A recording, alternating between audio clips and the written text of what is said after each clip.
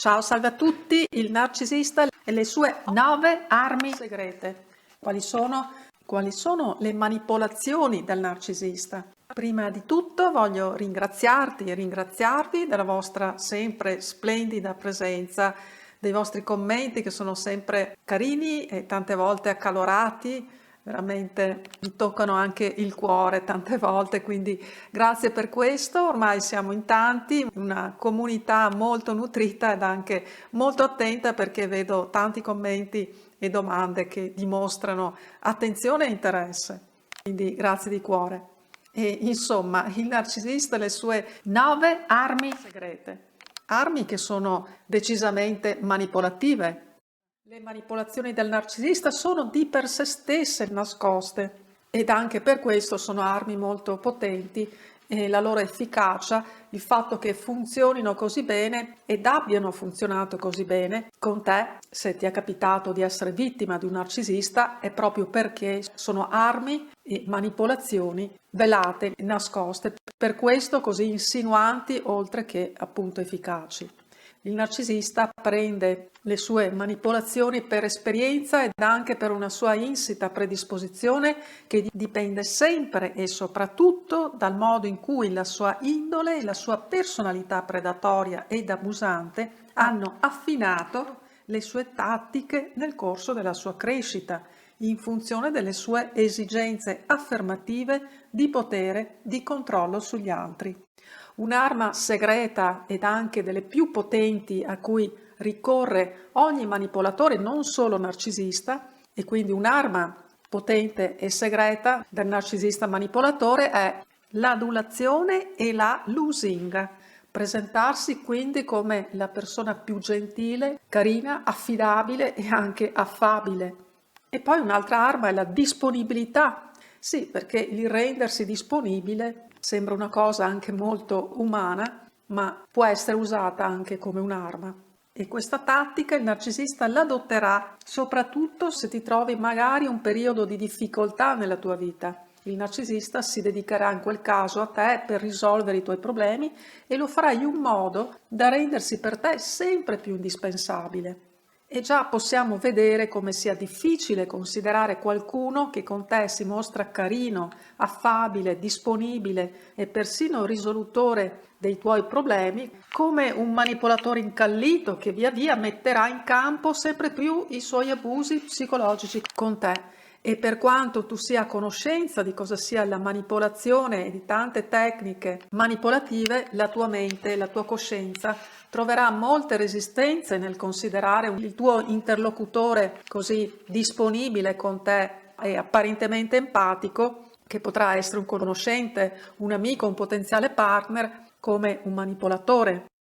A volte pensiamo magari di sapere ormai tutto o quasi sul narcisismo, sulla manipolazione e pensiamo quindi di non dover essere più vittime, di non cadere più prede di manipolatori, di non cascarci più. Ma non abbassiamo troppo la guardia perché così facendo ci può essere e c'è il rischio di poterci sempre cascare ancora.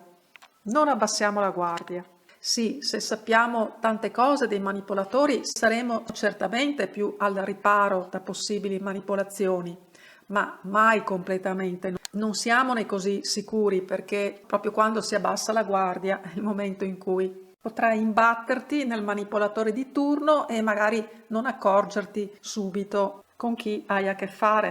Pensiamo anche che di questi tempi i narcisisti, i manipolatori si stanno facendo scaltri, visto che si parla molto di loro.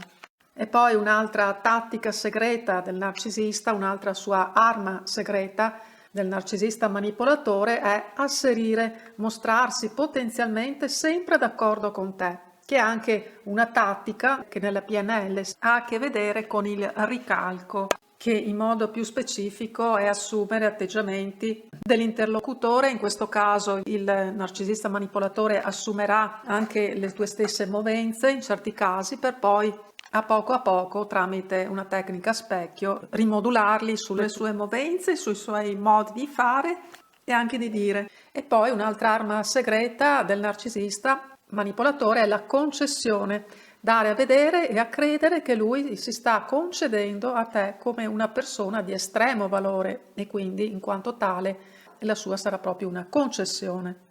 E poi un'altra arma segreta del narcisista manipolatore è il tempo.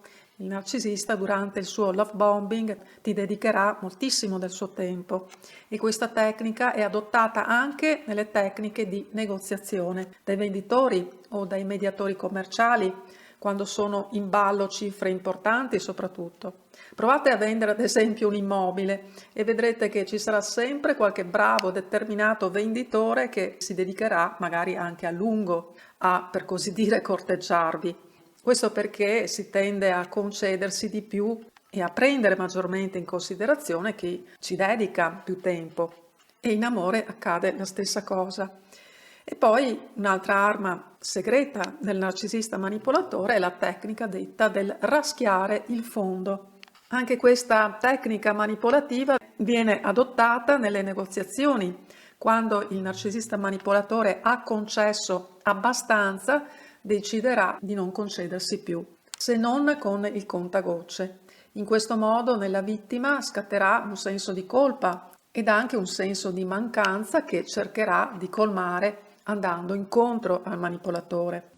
È successo anche a te qualcosa di questo tipo? Che magari dopo aver fatto molta pressione con te, di essersi adoperato con te, di essersi speso, avere impegnato del tempo, avere dedicato le sue attenzioni, ad un certo punto il narcisista abbia cominciato a negarsi, ha messo quasi un punto o comunque ha cominciato a farsi desiderare da te e magari in quel momento è scattato qualche senso appunto di colpa in te e di mancanza. Un'altra tecnica e un'altra arma segreta adottata da un narcisista manipolatore e anche questa usata da tanti negoziatori è la cosiddetta emotional labor, termine usato dalla Hochschild. E qui se un narcisista ha anche una comorbidità istrionica con l'istrionismo o è un istrionico ci andrà a nozze perché si tratta di mostrare ad arte e nei momenti topici emozioni anche se non siano presenti effettivamente in lui e qui rientra anche la falsa empatia o empatia tattica. E poi un'altra arma segreta e molto potente di un narcisista manipolatore è il rinforzo intermittente, nonché il doppio legame. Sono altre due tattiche adottate da un narcisista manipolatore di cui ho parlato in tanti video, tanto che sono due termini che negli ultimi anni sono entrati in uso corrente, soprattutto il concetto di rinforzo intermittente, anche grazie appunto a Tue Dio che ha spiegato come funzionano nel caso del narcisista manipolatore. Il rinforzo intermittente e il condizionamento operante che sono stati studiati primariamente e teorizzati da Skinner.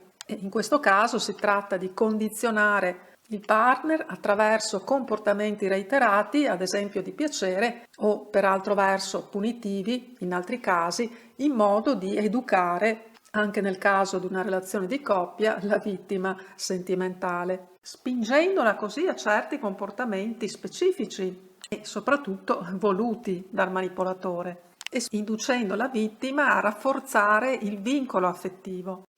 Il doppio legame invece nella teoria di Bateson è un'arma segreta, è una tecnica più destabilizzante perché la vittima sarà sottoposta in questo caso a registri comunicativi discordanti tra loro e questo la getterà in confusione. Nello stesso tempo creerà in lei sensi di colpa per avere messo in dubbio la comunicazione del partner là dove non sembrava coerente con le sue espressioni del volto, ad esempio, o certi modi di dire. Se ad esempio il narcisista manipolatore vuole sembrare rassicurante dicendo ad esempio cose come certo che ti amo, ma con un'aria distratta e soprapensiero. Ti è capitato questo con un partner o con un ex? Ti è capitato di provare sulla tua stessa pelle queste 8 armi segrete del narcisista, queste sue oscure manipolazioni? Se hai piacere puoi avvalerti del mio supporto, delle mie consulenze per analizzare la tua situazione personale, le dinamiche di coppia che hai vissuto o stai vivendo per individuare le soluzioni del caso. I contatti li trovi sotto indicati nelle note. Noi ci sentiamo presto E intanto un grande e forte abbraccio. Ciao, a presto. Ciao ciao.